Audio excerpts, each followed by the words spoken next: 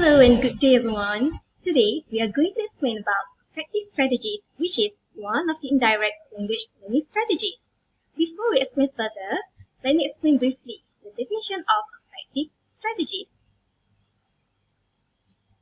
Affective strategies concerned with managing emotions, both positive and negative.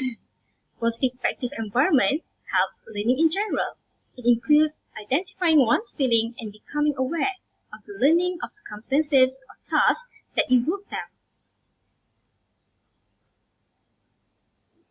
Now we are going to explain the Krathwohl's affective taxonomy. There are 5 domains in this taxonomy. The first domain is receiving. Are the learners willing to pay attention to learning? So how they observe, listen, look, notice, experience, and watch in classes. Second domain is responding. Are the learners willing to respond to learning opportunities?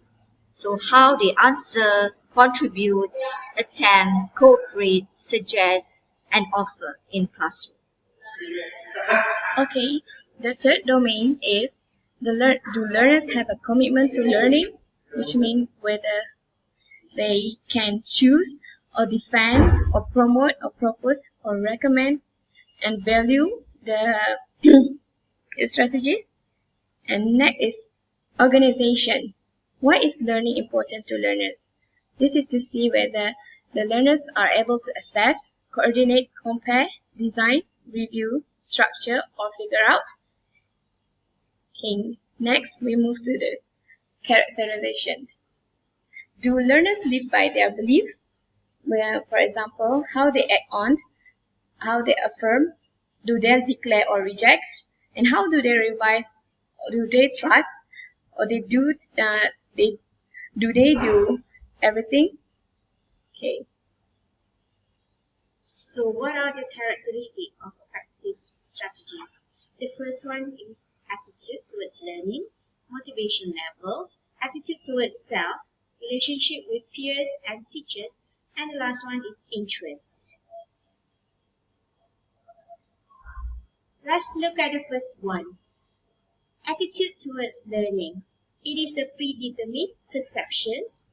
And the second one, how they view learning environment. The second part is the motivation level. It is their own personal goals, their motivation to learn, and also their interests. The third one is attitude towards self. It is time management skills, how do they manage their times, their confidence level, and attribution to success. The fourth one is the relationships with peers and teachers. He prefers working in groups or individually, introvert or extrovert. And the last one is the interest. It is an involvement in activities, active or passive learners. Okay, that's all from us. Thank you.